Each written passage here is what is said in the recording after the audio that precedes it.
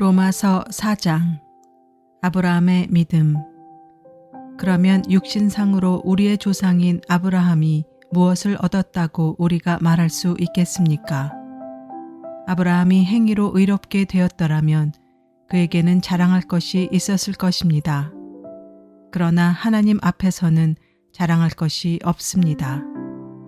성경이 무엇이라고 말합니까? 아브라함이 하나님을 믿으니 하나님께서 그를 의롭다고 여기셨다 하였습니다. 일을 하는 사람에게는 품삯을 은혜로 주는 것으로 치지 않고 당연한 보수로 주는 것으로 생각합니다. 그러나 경건하지 못한 사람을 의롭다고 하시는 분을 믿는 사람은 비록 아무 공로가 없어도 그의 믿음이 의롭다고 인정을 받습니다.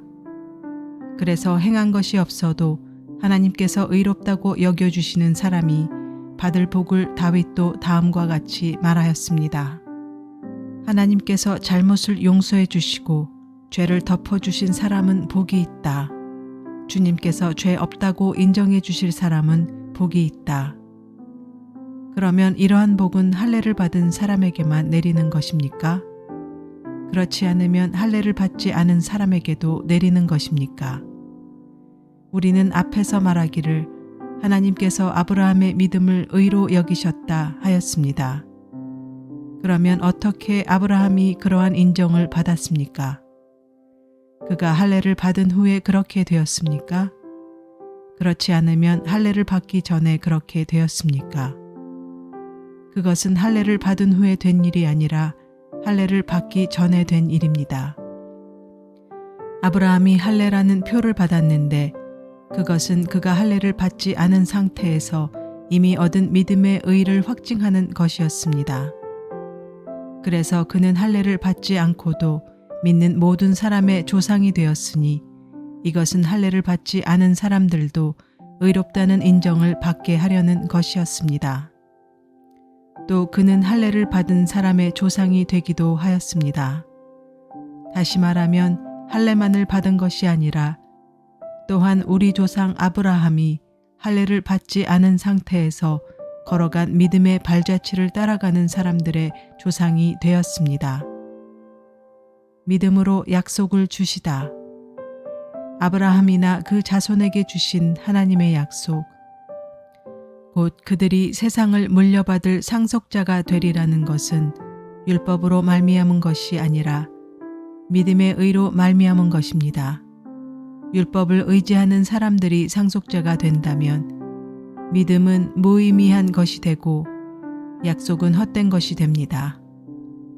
율법은 진노를 불러옵니다. 율법이 없는 곳에는 범법도 없습니다.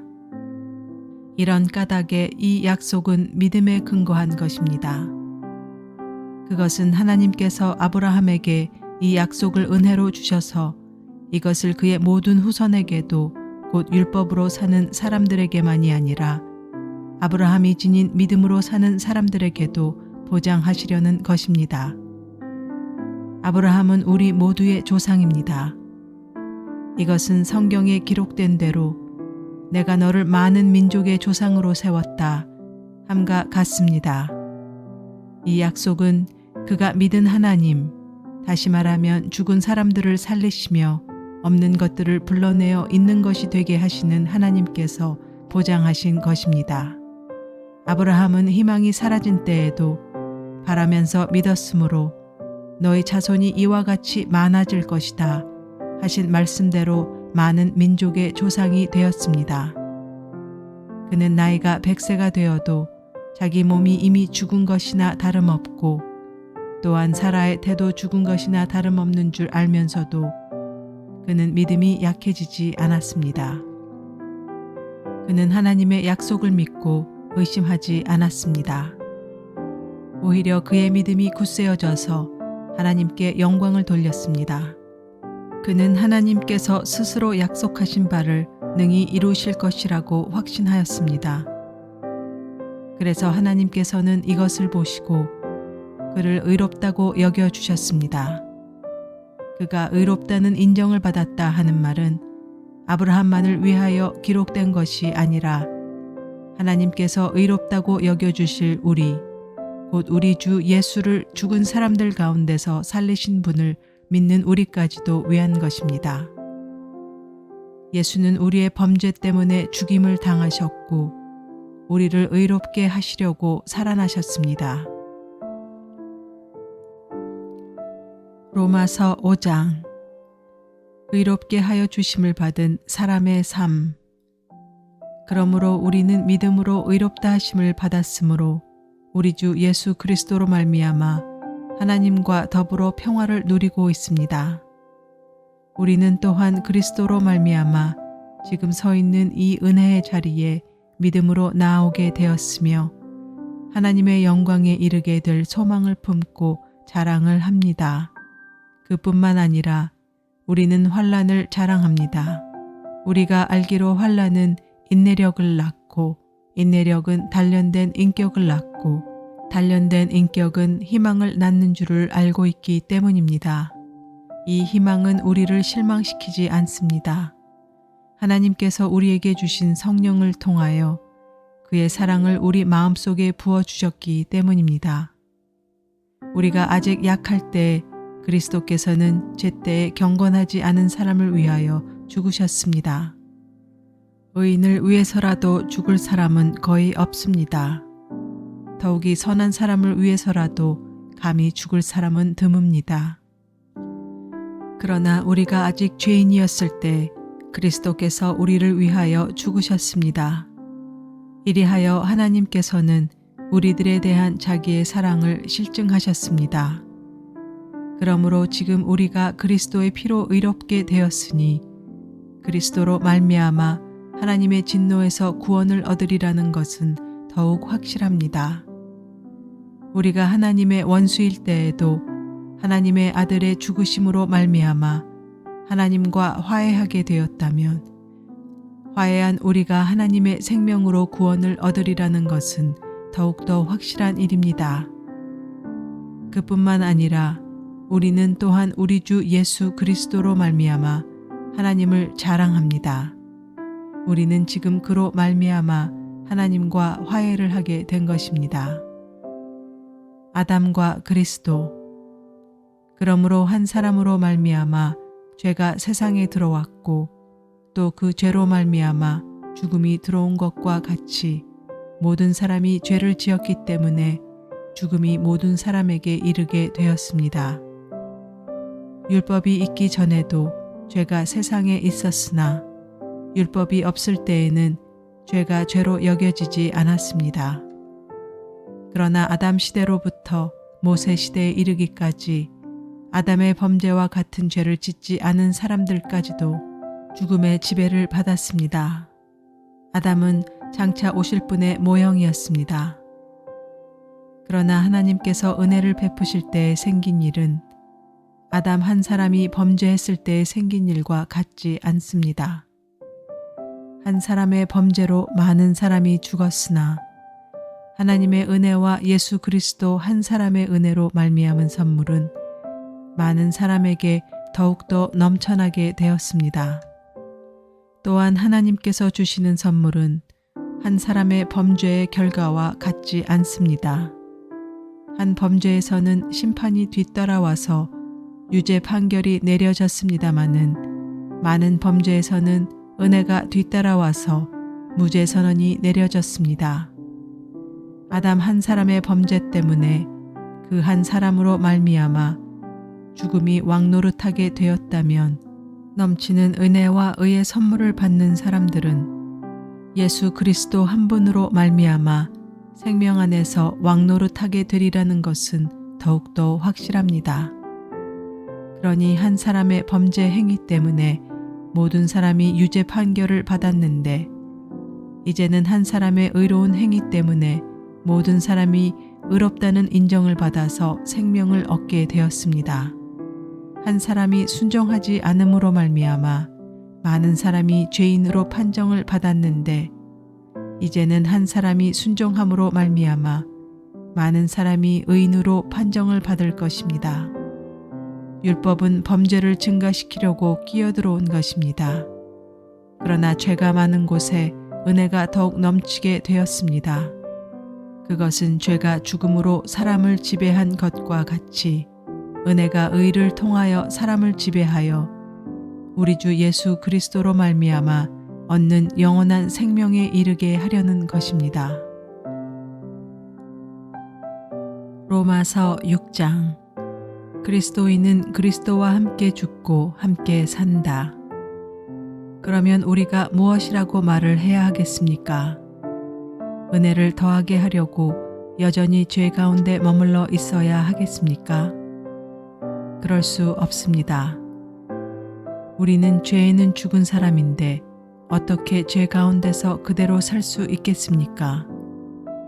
세례를 받아 그리스도 예수와 하나가 된 우리는 모두 세례를 받을 때 그와 함께 죽었다는 것을 여러분은 알지 못합니까? 그러므로 우리는 세례를 통하여 그의 죽으심과 연합함으로써 그와 함께 묻혔던 것입니다.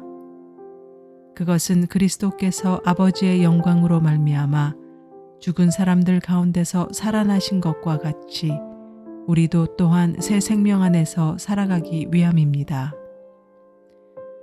우리가 그의 죽으심과 같은 죽음을 죽어서 그와 연합하는 사람이 되었으면 우리는 부활에 있어서도 또한 그와 연합하는 사람이 될 것입니다.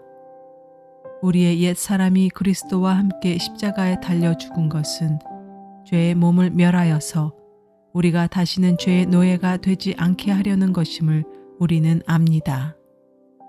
죽은 사람은 이미 죄의 세력에서 해방되었습니다.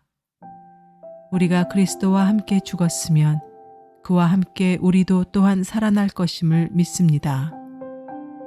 우리가 알기로 그리스도께서는 죽은 사람들 가운데서 살아나셔서 다시는 죽지 않으시며 다시는 죽음이 그를 지배하지 못합니다. 그리스도께서 죽으신 죽음은 죄에 대해서 단번에 죽으신 것이요 그분이 사시는 삶은 하나님을 위하여 사시는 것입니다. 이와 같이 여러분도 죄에 대해서는 죽은 사람이요 하나님을 위해서는 그리스도 예수 안에서 살고 있는 사람이라는 것을 알아야 합니다. 그러므로 여러분은 죄가 여러분의 죽은 몸을 지배하지 못하게 해서 여러분이 몸의 정욕에 굴복하는 일이 없도록 하십시오. 그러므로 여러분은 여러분의 지체를 죄에 내맡겨서 불의의 연장이 되게 하지 마십시오.